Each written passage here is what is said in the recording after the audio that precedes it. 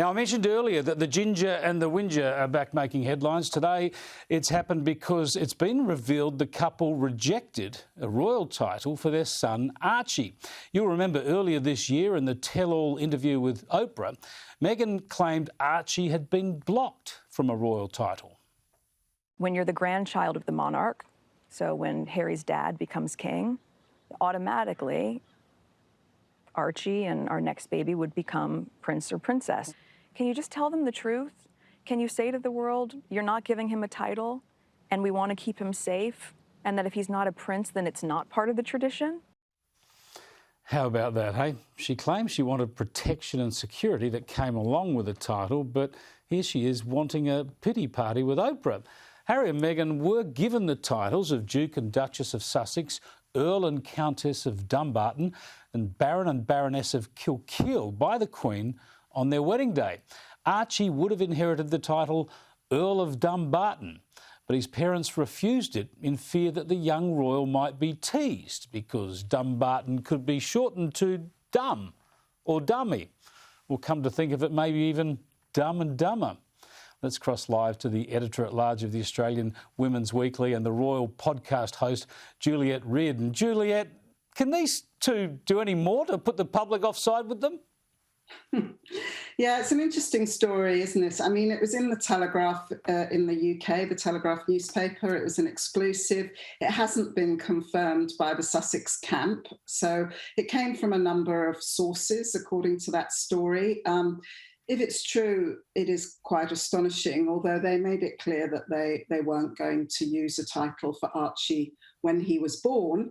It was only later in that Oprah interview that they then complained about potentially not getting a prince or princess later in Archie's life. And again, that hasn't been confirmed either. As things stand, Archie will be a prince when the Queen dies. Sorry, I just missed that last bit, Juliet. What will happen when the Queen dies?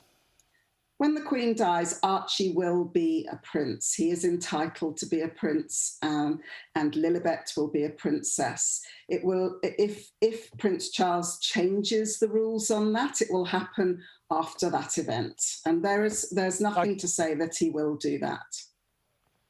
So this is because the passing of the monarch would mean that everyone gets up a rank in the line of succession and they automatically get those titles? Correct.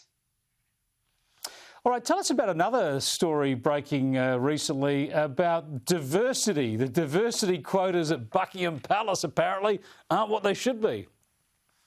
Yes, this was revealed in the annual accounts that we all attended meetings last night for, and there has been a diversity review at Buckingham Palace and at Clarence House, and they have discovered that they have 8.5% of the staff are from an ethnic minority background. Now, the UK population is around 13%, according to the last census, which was in 2011, and at Clarence House, it's 8%. So both houses said that this wasn't good enough, and it's not where they would like to be, and that they were working on this.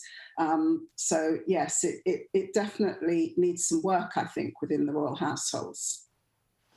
It's hilarious stuff. I tell you what, all these quotas and stuff, Juliet, but here is a family who get a gig, who get their employment by dint of their birthright, and yet they're having to worry about the diversity quota of the people they're employing. It is a little bit too bizarre. Bit of a paradox there as well. Thanks for joining us, Juliet. I appreciate it. Pleasure. Juliet Rieden, you can get access to her Royals podcast via the Australian Women's Weekly.